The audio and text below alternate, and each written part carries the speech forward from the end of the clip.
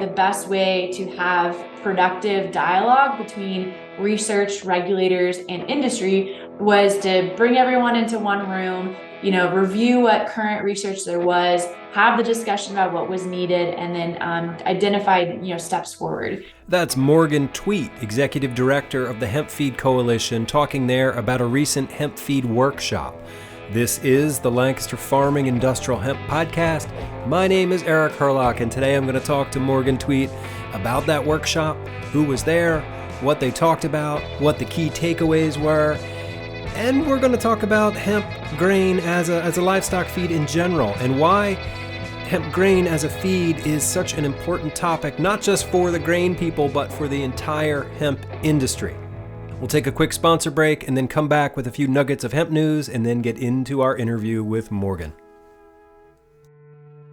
This episode is brought to you in part by IND Hemp in Fort Benton, Montana, where their mission is to provide innovative agricultural products and services to connect American farmers with the pioneers and businesses that see hemp as a way to bring real and lasting change to our communities and planet. IND Hemp.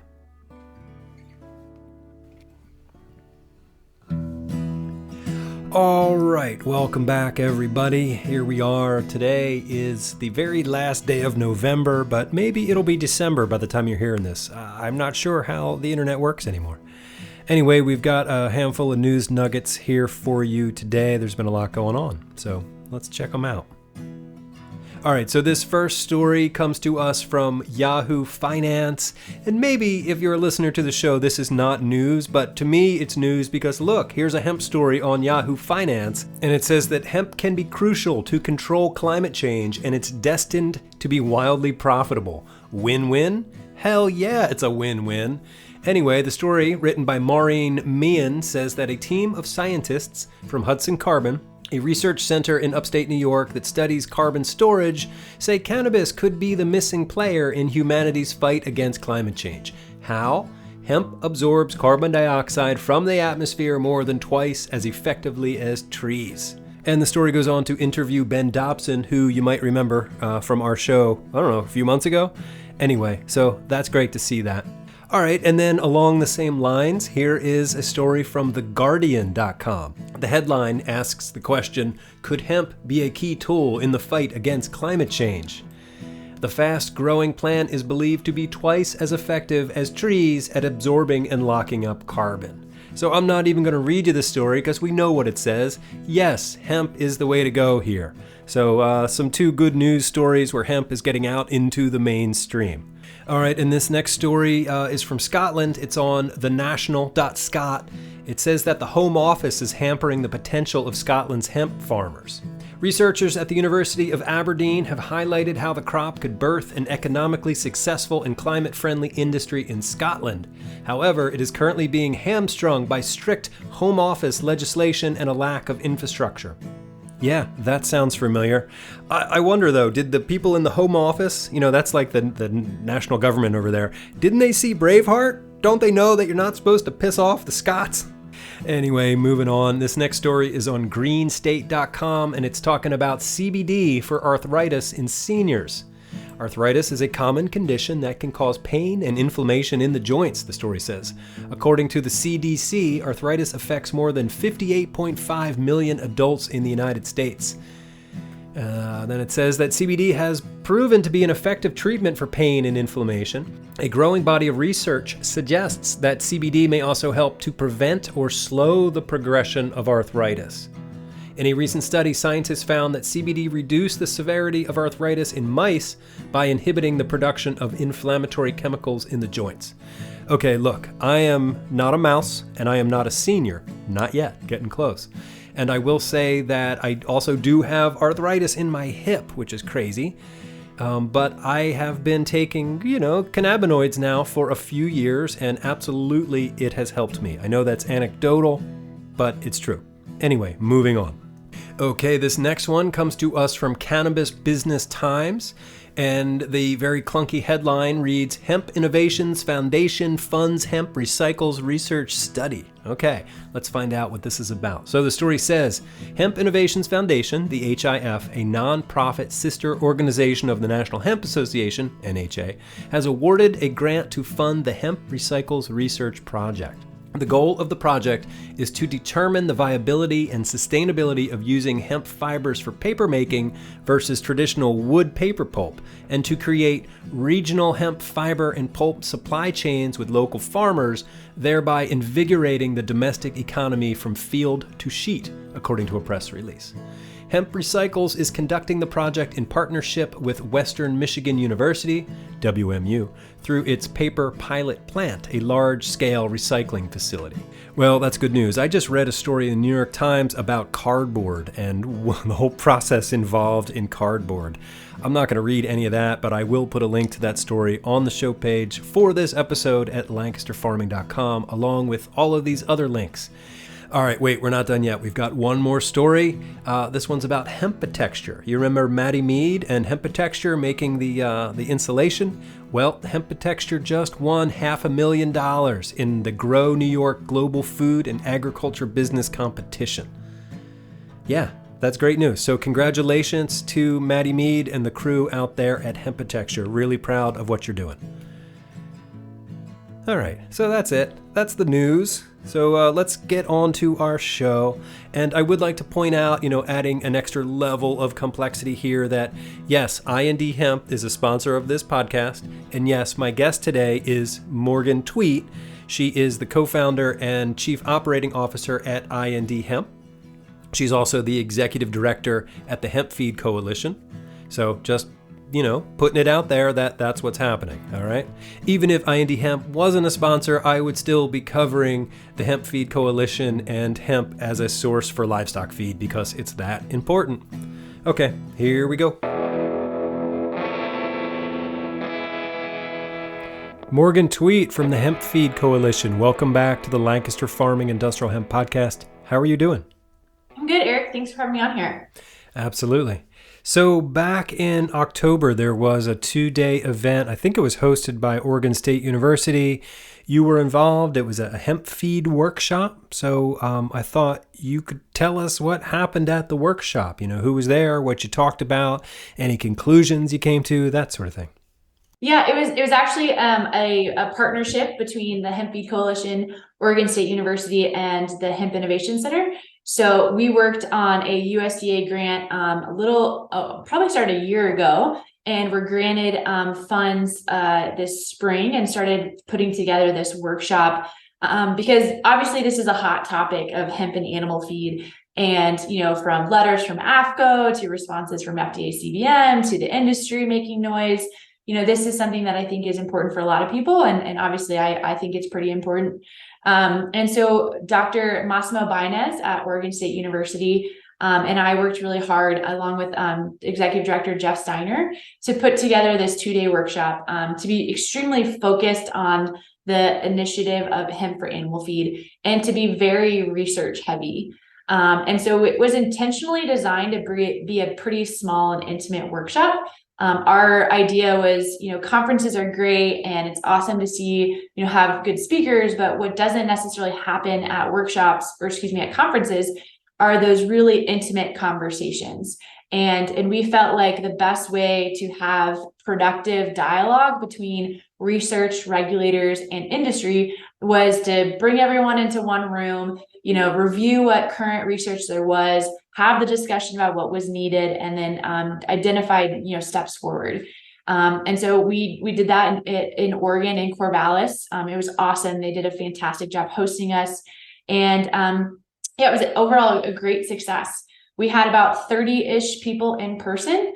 Like I said, a smattering of regulators, both from FDA, CBM, and AFCO and USDA.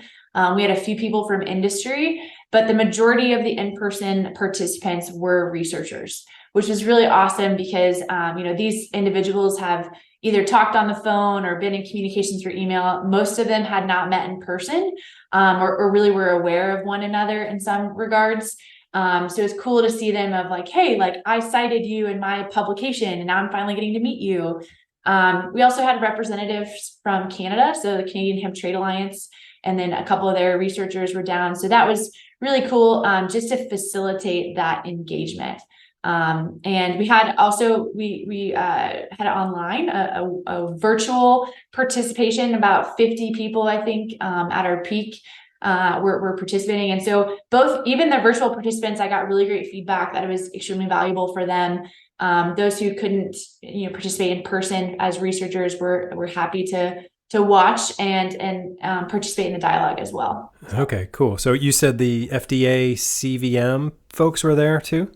Yep. So FDA CVM, Center of Veterinary Medicine. So that's basically the counterpart to the human FDA side. And they focus on the animal research and animal feed. Right. Okay. So they're sort of like the gatekeepers to this whole process, right? Like their hoops that you have to jump through are making this slow and painful? Yeah, so it's unfortunately it's a little bit of a convoluted, at least from my perspective, a little convoluted regulatory framework that this is here. So your state's Department of Agriculture usually have an individual that regulates animal feed in your state. And most of the time, those are members of AAFCO. And so you've heard of AAFCO.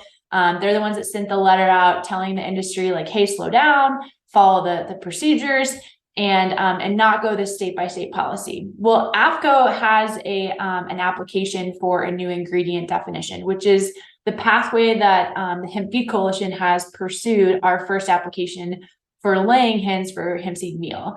And so we submit an application to AAFCO. They do their initial review, and then they kick it over to FDA CVM, because the real experts for nutrition and toxicology and other things, those experts are housed within FDA CVM. And so FDA CVM does the really deep dive in your applications and gives a response or a recommendation to AAFCO to approve or not to approve. Almost 99% of the time, AAFCO follows FDA CVM's lead. There are other ways to get ingredients or formulas or products approved that are outside of AAFCO. They go directly to FDA CVM. So those are your feed additive petitions, your GRAS petitions. And those are a little bit different. The reason HFC went with AAFCO and doing the feed ingredient definition is because we believe that's the broadest approval method that will open up as many doors as possible for the industry as a whole. So we don't define a product specifically, we define an ingredient. So we feel like hemp seed meal as an ingredient should be approved for XYZ species. And we're going through that pathway to try to make broad approval methods available. So multiple manufacturers and other customers can have access to those ingredients. Okay. The hemp seed meal, is that like the cake that's then sort of crushed up, or can you just sort of explain what the meal is? Yeah, so that was our first application, or our first ingredient that we pursued, because, from my perspective as a processor, and when I look at animal feed ingredients in general, hemp seed meal makes the most sense, both for its nutritional composition. It is a protein supplement, so it's roughly about 30% protein. And then also from the economical perspective, right? What are feed mills currently using in formulation? You see a lot of canola meal, flax meal, soybean meal. So you see other oil seed meals already in the market.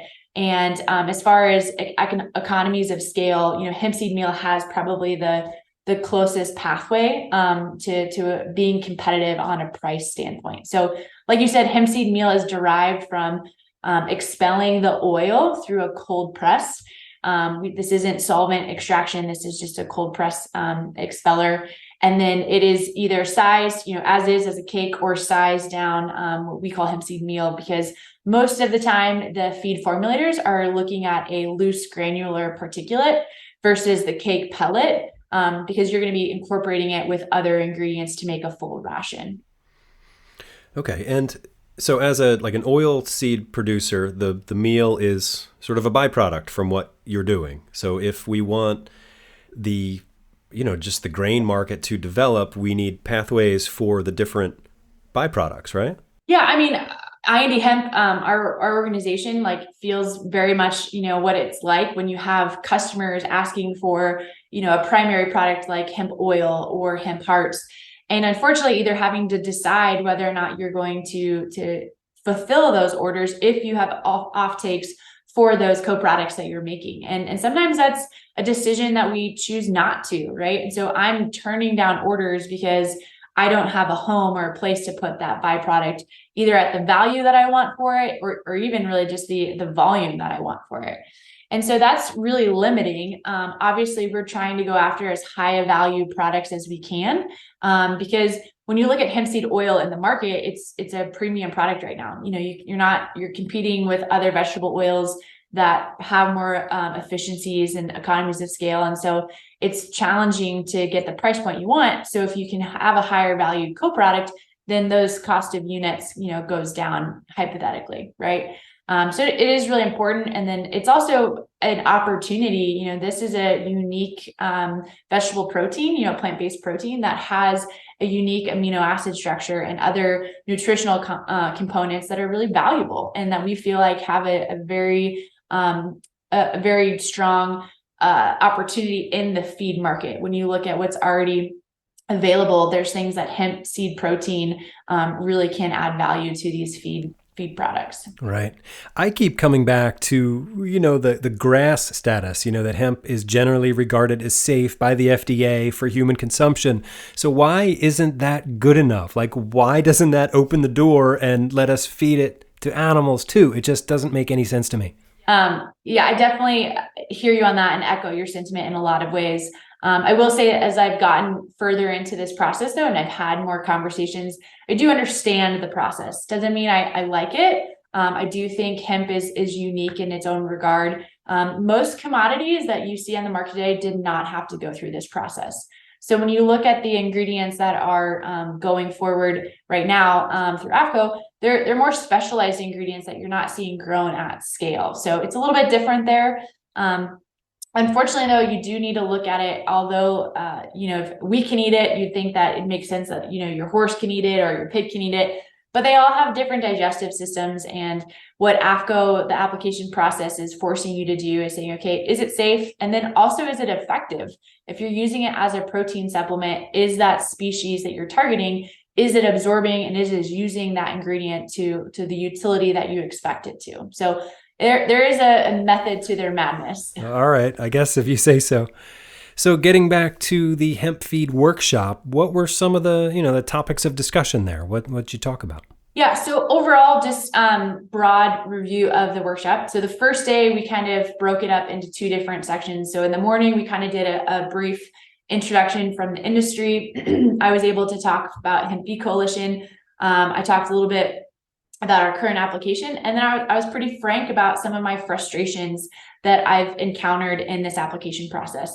And I felt a little bad. We had those representatives from the regulators, and they were kind of in the back corner. And from the moment we said go, it kind of felt like we were putting them in a hot seat. But they were very gracious and withstood our questions and had those good dialogue conversations. So we kicked it off, like I said, from the moment the workshop began. The second half of that first day was really focused on research. So I had basically tried to invite anyone that had completed a hemp animal or a hemp ingredient for animals research project, invited and tried to get them to come in person and was pretty successful in that. I do know that there's other people that are either currently working on or have hopes to be working on projects. So we tried to invite them as well so that they could see what was already done. And so we divided it up by ingredient. So I had a researcher discussing spent biomass or pulp, since that's been a big issue for the CBD industry, is what do we do with all this post-extracted material? I had several researchers talking about hemp seed meal. I had a researcher talking about the seed and the seed oil, kind of separately. And we touched a little bit on hulls and screenings as well. And then I had a researcher talking, directly about flower material and CBD concentrate, because even though HFC doesn't necessarily advocate for those ingredients as feed, not that we're against it, but it's really, those aren't necessarily like feed ingredients, right? Those are more supplements or specific medicated feed opportunities. But it was important because we needed to show regulators that, that research is ongoing. And let's talk about what it was showing us.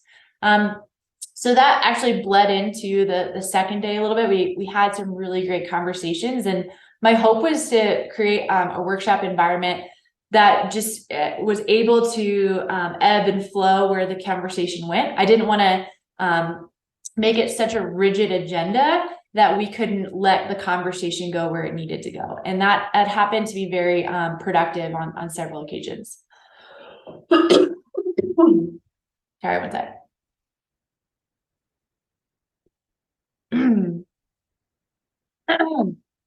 And then the second day of the morning, we kind of finished up the research, and then we really dove into the cannabinoid quantification, because that's the elephant in the room, right? That's what researchers are asking for. That's what the consumer is asking for. That's what the industry is trying to articulate. What is the appropriate level? What is, if there is any toxicological, I think that's how I say it, ramifications of those things.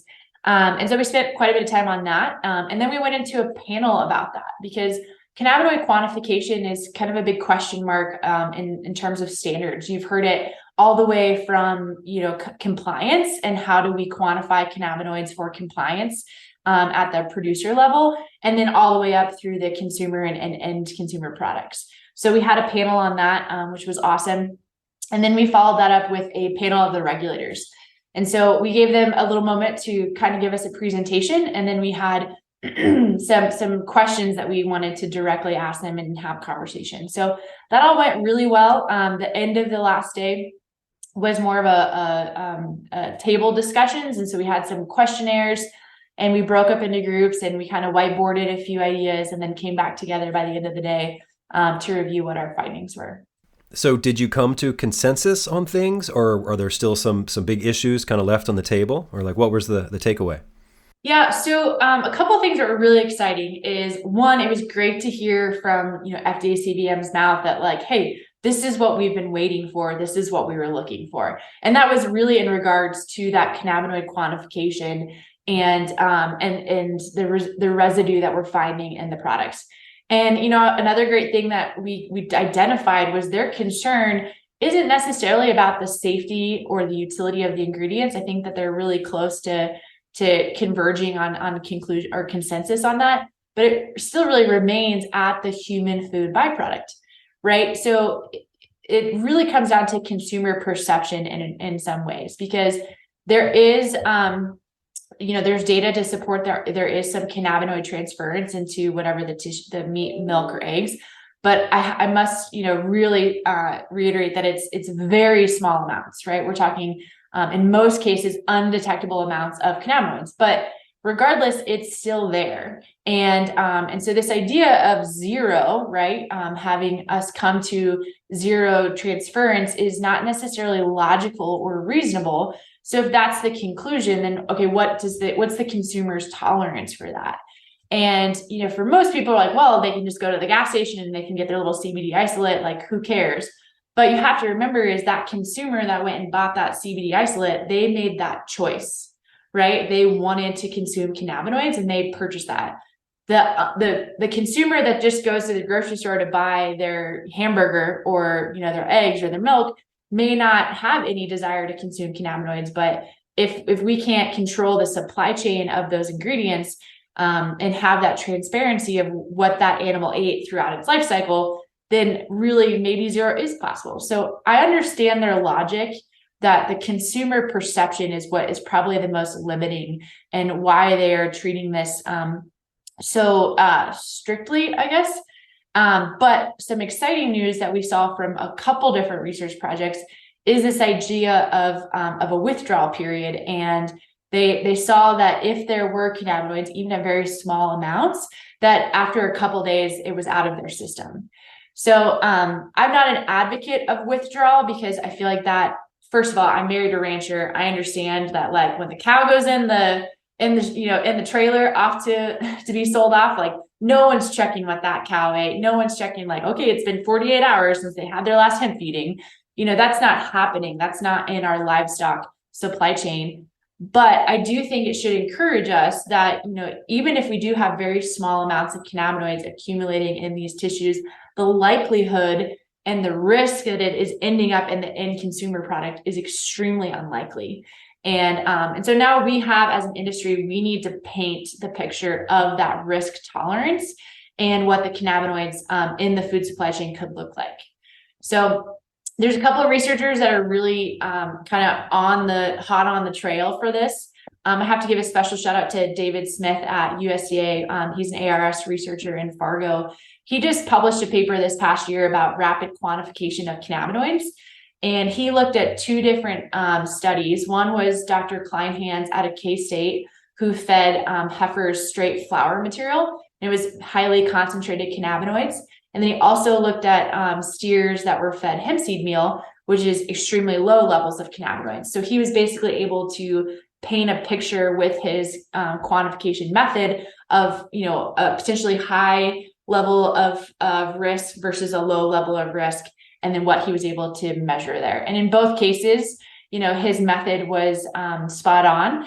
And in both cases, he did see, very little amounts, if any, and the little amount that he did able to detect, which was in the flour material, in that tissue sample, he was able to see that after a couple of days that it was gone. So that's good to know that research is ongoing, and we're continuing to paint the picture for our regulators. Okay. And so the Hemp Feed Coalition is focused on the grain. And as far as I know, when the seed develops, there's no cannabinoid content within the seed, but some of that transference comes from like the flour material. I mean, obviously the seed develops in the flour. And then, so is that not like a cleaning issue, or like how does the cannabinoid content get in the seed meal? Yeah, you hit the nail on the head, right? We know that the plant doesn't biologically, make cannabinoids that are in the seed, right, in that heart. But we do know that those trichomes where we find the cannabinoids are on the flour and stock material and whatnot. And so just the natural composition of those trichomes, like it's very easy to get on the outside of the seed. And so, yes, there is a level of cleaning that needs to happen. My fear is that, we are asking the industry to go above and beyond what I would say is traditional agricultural cleaning practices, right? And like washing our seeds, which to me is illogical, right? First of all, that's going to like hijack our prices, right? Our prices are already so high anyways. And now we add this additional step just to say that, okay, the little amount of cannabinoid residue that may have been there, now I'm washing it or I don't dare I say bleaching it, right? Sometimes sanitizing the seeds. I just don't know if that's a logical request of the industry to do, where, HFC took certificates of analysis from over 50 different samples across the US. We've also compared samples with the Canadian Hemp Trade Alliance, and all of those samples we found we weren't able to find in most cases, detectable levels of cannabinoids. And when we did, we're talking maximum like 25 parts per million in the hemp seed meal. So I guess I just hesitate to say, we need to do a better job of cleaning the seed to remove those cannabinoids, because I think good manufacturers are already implementing good manufacturing practices and well-established, agricultural technologies to clean the seed to where we're at today. So why is this whole discussion important to like the average consumer or hemp person or whoever? Yeah, I touched on it a little bit briefly at the beginning. It's really two things in my opinion. One is we need the volume. We need to get our economies of scale. We need to get our price point down. And like I discussed earlier, like you have to have offtakes for these byproducts or these co-products in order for us to grow the industry. If we want to grow 1 million acres in the United States, or even 100,000 acres of grain, animal feed has got to be at the table in some form or fashion.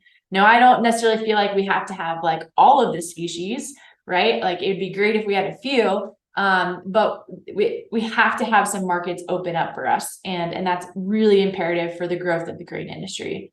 And two, I think that this, like I said, is a really nutritious product. And I think that we've seen some amazing results I take the laying hen application, for example. I've talked to more and more of these laying hen producers and these feed companies, and they are super excited when they see the results that come out of these studies. There is a superb fatty acid profile within the hemp seed, and you also see it in the hemp seed meal that brings some really great characteristics into the egg and into the chicken health. And so, when we talk about what are you looking for in the human diet, and what are some things, we hear high omega-3, we hear higher lutein content. These are some of these buzzwords that people are looking to bring and incorporate into their diet.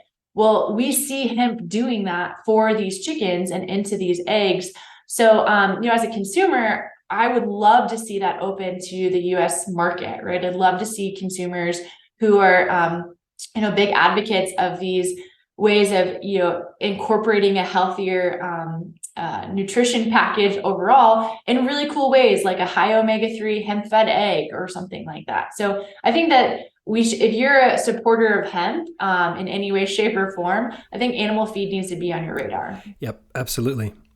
A couple weeks ago at the Pennsylvania Hemp Summit, I saw Dr. Casula from Wenger Feeds. They've got the Chickies Creek hemp-fed eggs for sale here in Pennsylvania.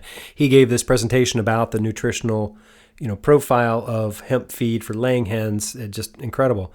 And Dr. Casula was part of your workshop too, right?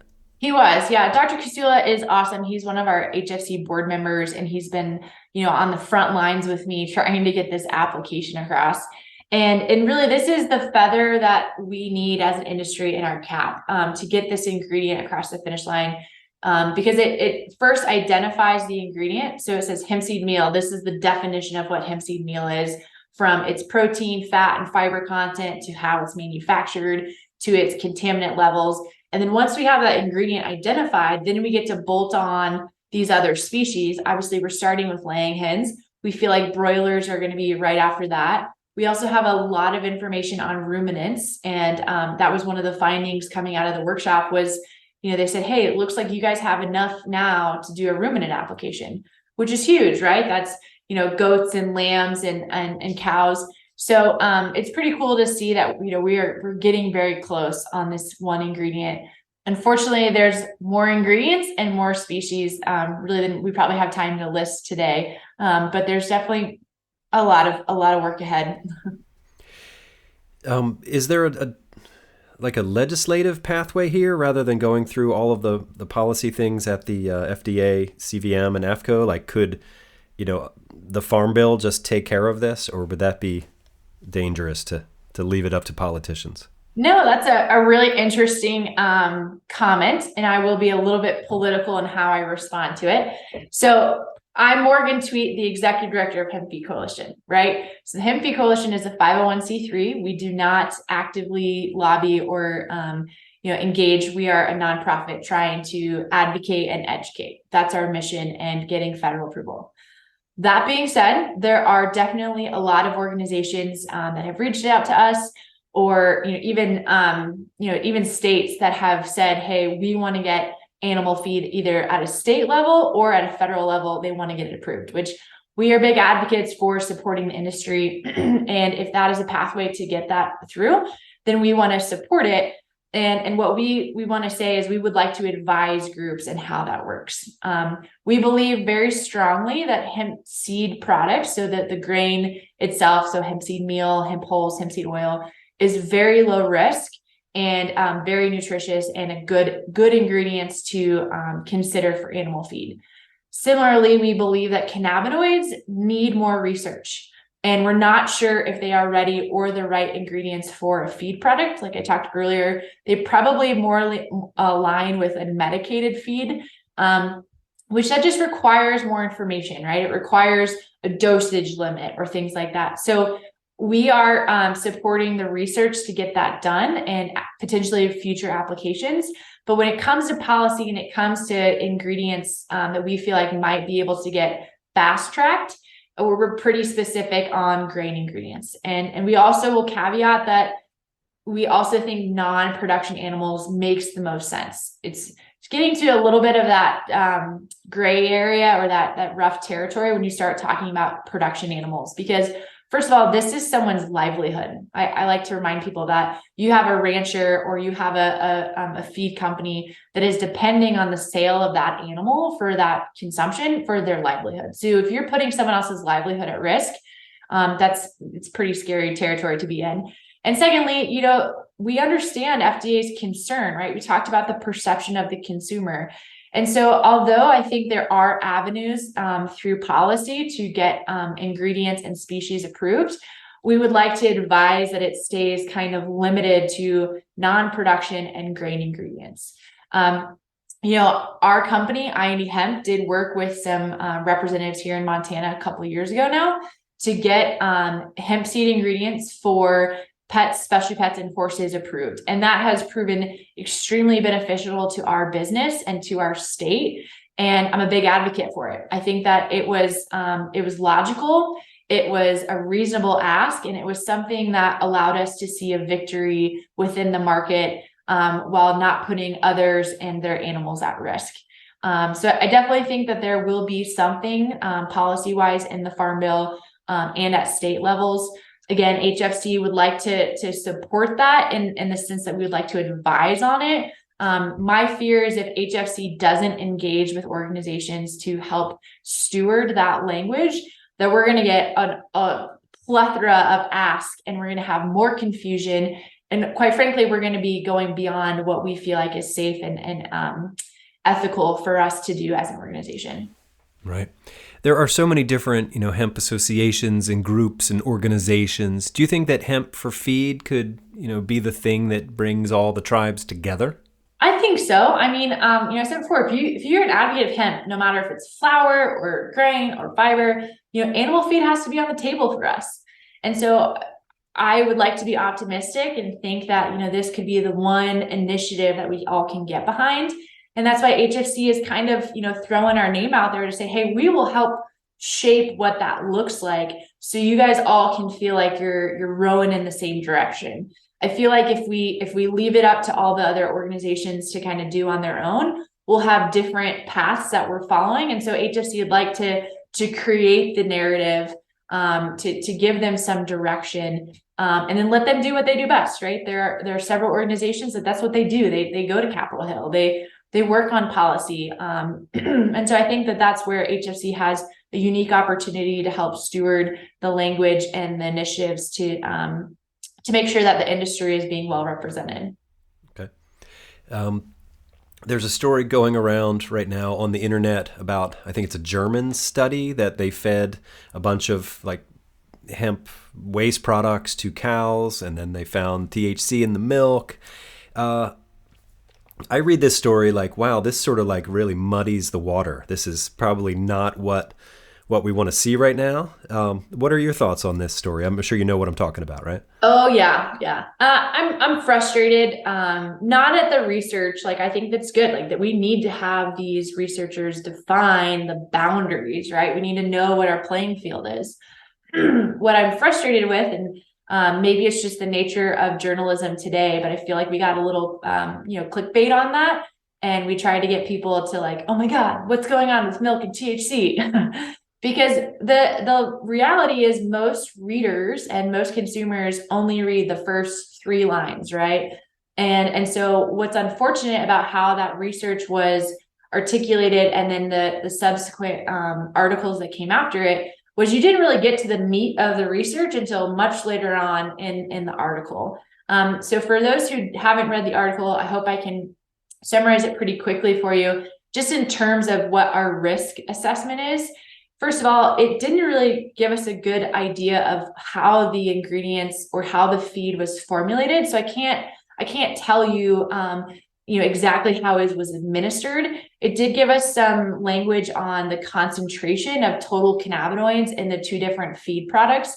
There was a quote, I'm using air quotes, low cannabinoid feed and high cannabinoid feed, but all it says was that it was seed, stock, and flour material. And if you're a processor, that's very vague. How did you administer all 3 of those ingredients? So I will say that I have some questions on how the feed was formulated. I don't think that means that the legitimacy of the research is in question by any means. It's just my own personal, question of how it worked. But then when you look down at what those concentrations were, I just did quick math for us, like compared to hemp seed meal, it was like 300 times the amount of cannabinoids in that feed product versus what we would see at hemp seed meal. And you also see that the residue was extremely low when you look at the daily allowable limits for the consumer and what has been identified. Unfortunately, THC is really the only compound that has a prescribed allowable limit. So we kind of have to extrapolate the data from there. But you had to be very scientific in nature and have other reference points for you to come to those conclusions when you read the research. It was very much written in a vacuum, and it didn't give the readers any sort of perspective on, okay, what does this mean for a cow that potentially eats hemp? It led you down a rabbit hole that I felt like was fear mongering, and you were confused. So I don't know if there's a way that it can be rewritten to try to say, hey, in contrast, this, and this is what we see in other studies, and this, and this is what you should be aware of as a consumer. Maybe that's something HFC can do, is work with some of our researchers to kind of put that data set in context of what is already known in the industry, because it goes back to the consumer perception very much has a role to play in how regulators regulate feed, and also how the industry is going to grow. So if we continue to put out information like this of like, hey, look, a cow acted like they were high when they ate some hemp, what do you think that means to my consumer who may be feeding, that milk to their kid, right? I mean, it doesn't take much for you to draw some really strong conclusions on that. Right. Yeah, in my opinion, it sort of unnecessarily stoked the marijuana fear. And I can see busy politicians seeing the story, and then, they're faced with some kind of policy decision like, oh no, I read this article and that hemp's going to get you high if you feed it to your cows, which is ridiculous because we know that there's no cannabinoids in the grain, and that's what we really want to focus on. So yeah, I was frustrated by this story as well. Yeah, and also, the behavioral indicators that the researcher pointed to, I think that's great that they were trying to observe those things. I do think that there was a little bit of narrative that was kind of sewn in there that I didn't appreciate. I think another great study that researchers or listeners or whatnot should go to is Dr. Kleinhans at K-State University, and I can send you the link to add to it. He did kind of a similar study with cows, and he was looking at he was feeding a concentrated flour material where he would bolus it, right? So he knew exactly what they were eating. He knew exactly the cannabinoid concentrations. And again, he was on the high end of the spectrum. He was trying to define what is the boundary and limit of like, when do we see adverse effects of cannabinoids? And he really wasn't able to find that. Like what he did, he didn't see any really adverse or negative effects. He did a really cool study though. He put basically like an activity monitor, like sort of like your Fitbit on the cows. And he looked at how often they were moving around, how often they laid down, which may seem irrelevant to, the normal person. But if you're a producer and you're about to load a bunch of cows onto a van, onto a truck and ship them to Nebraska to a feedlot, you do care about those stress indicators, and you do care about how much weight they lose in transit. And so that's what, Dr. Kleinhans was trying to work on. I am not necessarily advocating that we use CBD right now as a potential feed ingredient to look at those characteristics. But I find it extremely interesting that there is a potential that we could reduce the stress markers in meat and in those tissues with a feed application that's a natural plant source. I found that extremely interesting. So I think that there's going to be more people that look at research like Dr. Kleinhans did and hopefully see the advantages that it brings versus this study in Germany that says, oh God, cows are getting high and they're eating more and they're slobbering all over themselves, right? Those are two very different ways to look at, quite frankly, very similar research studies.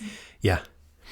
So in the U.S. right now, I know Montana's got some state level legislation that allows horses and non-production animals to be fed hemp, and Pennsylvania, we've got Wanger's Feed, Chickies Creek, hemp fed eggs. Who else out there in the U.S. is doing things like this? I wish I could tell you I knew all of them. I don't, but I did find out recently West Virginia is open for market. Like they're across the board, no matter your animal, no matter your ingredient. That was news to me. I just found out, I think at the summit there that you were speaking of. Yep. I think that Florida is another one, and California has some language. They're all a little bit different. And that's one of the reasons why AFCO is really useful, because quite frankly, it would help the market out and it would help the industry out if just all states, regulated it the same way. But obviously there are time and money that goes into getting federal things approved. So I think that state policies will continue to be a forum that industry moves forward. Hopefully with either a Farm Bill initiative or others, we can get some sort of traction on, hey, every state regulate this the same way. Because I think that would just be a big win both for the industry and for regulators. Like if they didn't have to do something different in their state next door, and who knows, about crossing state lines, it just gets pretty confusing pretty quickly there. I think that they would probably be an advocate of some sort of federal language as well. Right. I mean, it's going to be good not just for the hemp industry, but for, livestock producers as well, having a new source of protein. Just, I don't know, it just seems good for everybody. Yeah. Idaho has been sort of pushing back, right? Didn't they have some sort of anti-hemp campaign recently when it comes to animal feed? Yeah, so this is kind of something, it's not what I like to tell people, it's not illegal, it's just not quite legal, right? Whereas Idaho has set notices out to companies that they are making it, they will be regulating it, right? They're making it quote unquote illegal in the sense that they will be removing products off of store shelves. So if you're a manufacturer, IND Hemp and our Hemp Tana products are a good example. We were in stores in Idaho earlier in the year with our equine supplements. In November, if we would not have removed our product, we would have gotten a letter saying, a cease and desist essentially, and potentially a fine if we did not remove those products. Wow. So the majority of states, I would say, take a pretty lax view of how they regulate animal feed products. There's a few that are sticklers on it, and they really focus on making sure, if it's not AFCO approved, it's not on the store shelf. And that's kind of their prerogative to do that. But I would say by and large, many states haven't really taken a stance. And I always like to use this example as like, we are doing the exact same thing with CBD, literally the same thing. So companies have made millions of dollars selling CBD in a form that clearly has not gotten guidance from FDA at a human level, right? That's what the whole CBD market is they're living in this gray area. Quite frankly, many of them have been very successful. Now, I don't think it's right? Like I think many of those companies would like to see some FDA guidance so we can get bad actors and, inconformities within the product off. Like we would like to be treated like a normal, regulated industry. But at the same time, like if they're allowing all of this to go on and haven't taken a stance on it, why are they surprised that the same thing is happening on the animal side? And so when I talk to, some of our customers, they're like, hey, like, can I bring this supplement onto my store shelf? I don't really ask them. I don't really tell them if they can or they can't. I ask them, well, do you have CBD on your shelf? And 9 times out of 10, they said, well, yeah. And I'm like, well, you're living in the gray area already. I don't know why this is any different. When I would say all the research actually it speaks more to the efficacy and the utility of these ingredients that we're selling that do not have cannabinoids in them. But at the end of the day, every store owner, every consumer, it's their prerogative to make those choices and what they want to do.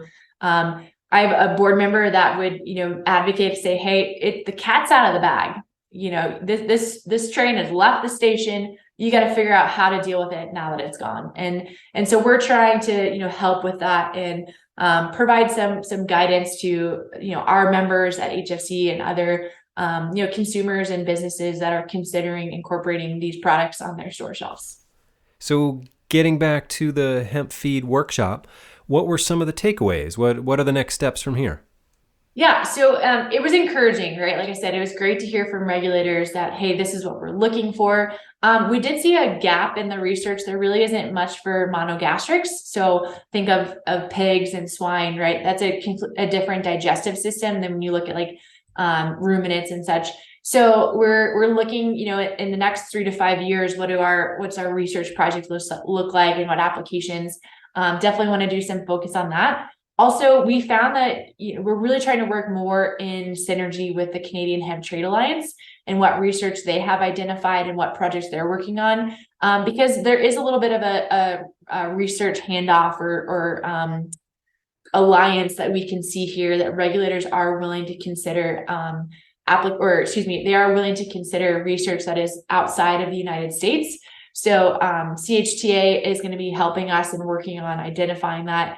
At the end of the day, like we really need funds to do that. So there's a couple grants that we're going to be working on. OSU and the Hemp Innovation Center, they have a really strong track record of receiving some of these grants. We think HFC is a good candidate to participate in that because these applications and these research projects, rough numbers, it's $250,000 to $300,000 per application, and it's 2 years, 2 to 3 years. So that takes time and money that none of us have.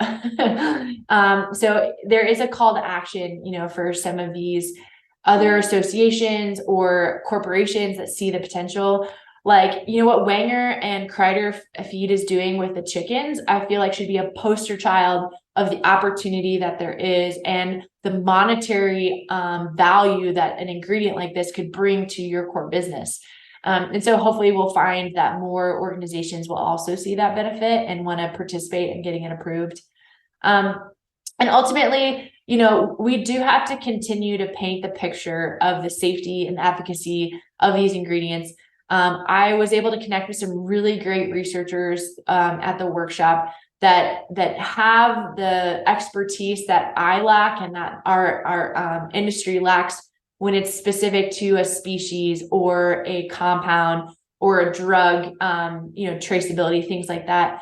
And so I think if we can bring those key researchers together and put together some really good white papers, I think that'd be extremely beneficial for our industry and global outreach. I was pretty taken aback of just like how many people outside of the US look to what we are doing and look to how the US regulates products.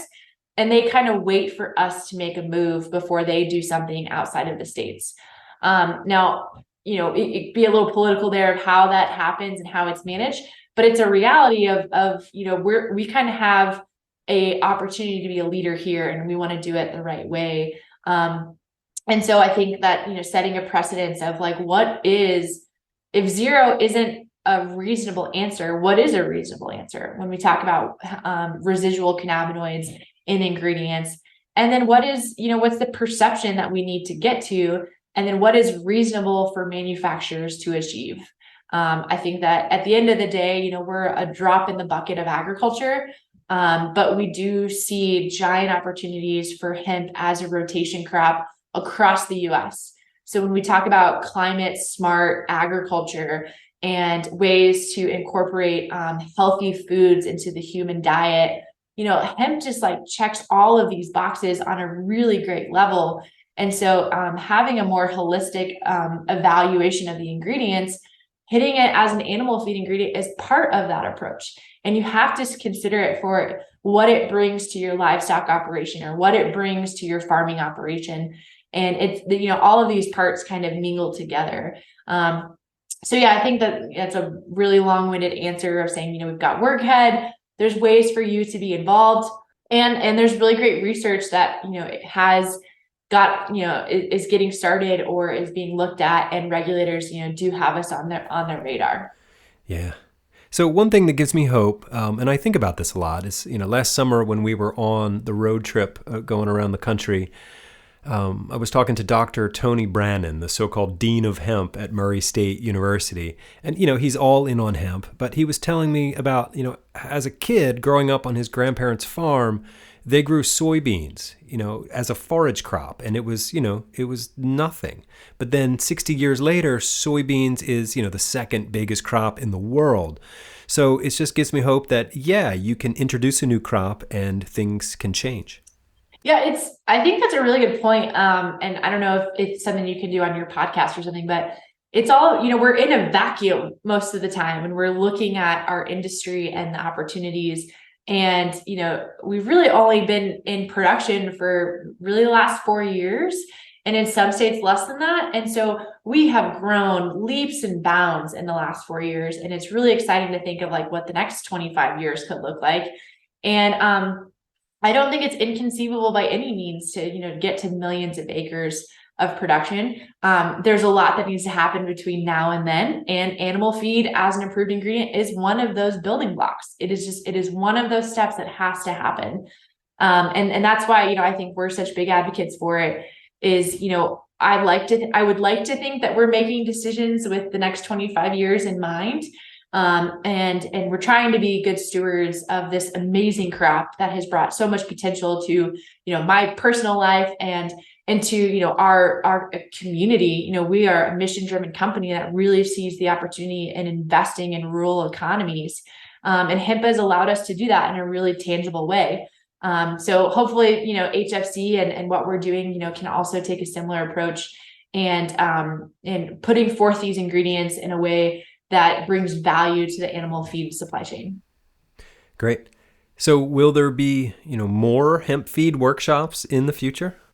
That's a good question. I definitely think that I've gotten only great reviews from people, and I don't want to take credit for that, right? It's a great team that put it all together. And honestly, the researchers that did the work, they should get all of the credit.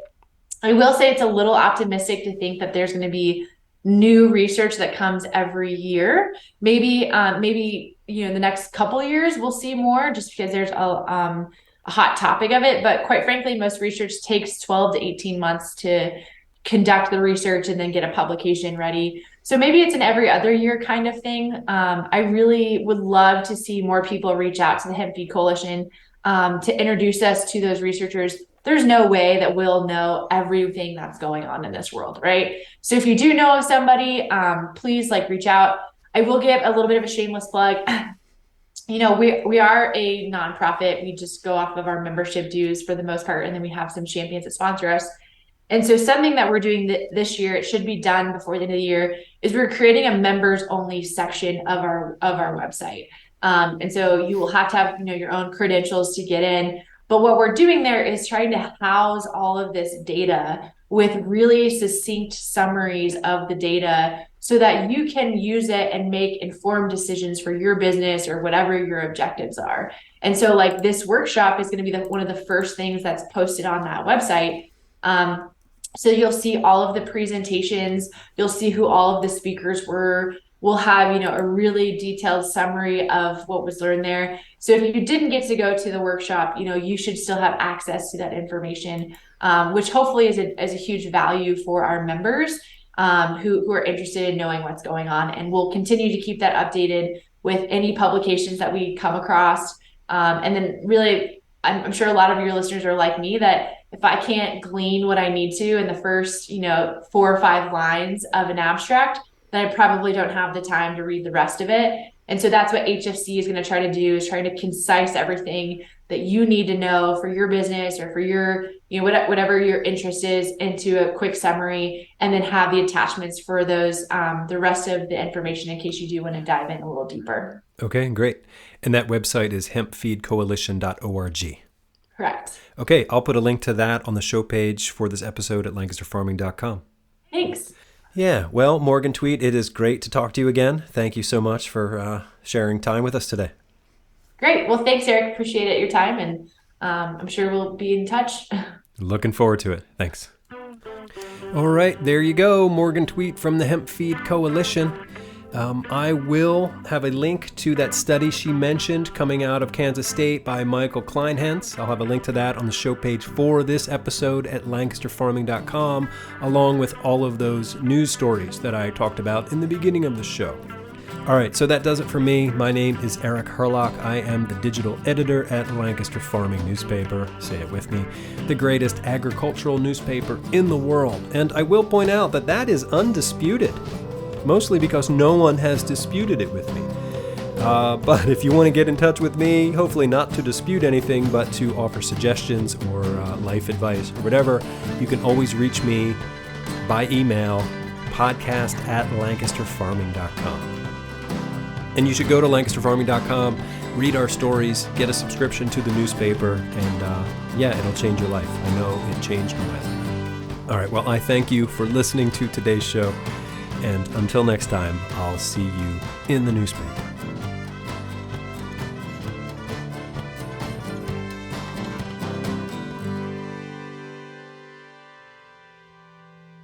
Industrial hemp. Season 2, Episode 45 of the Lancaster Farming Industrial Hemp Podcast is copyright 2022 by Lancaster Farming Newspaper, part of the Steinman Communications family. This show is written and recorded, edited and produced by Eric Herlock. Any music you hear throughout the show is courtesy of Tim the Bird Shadow.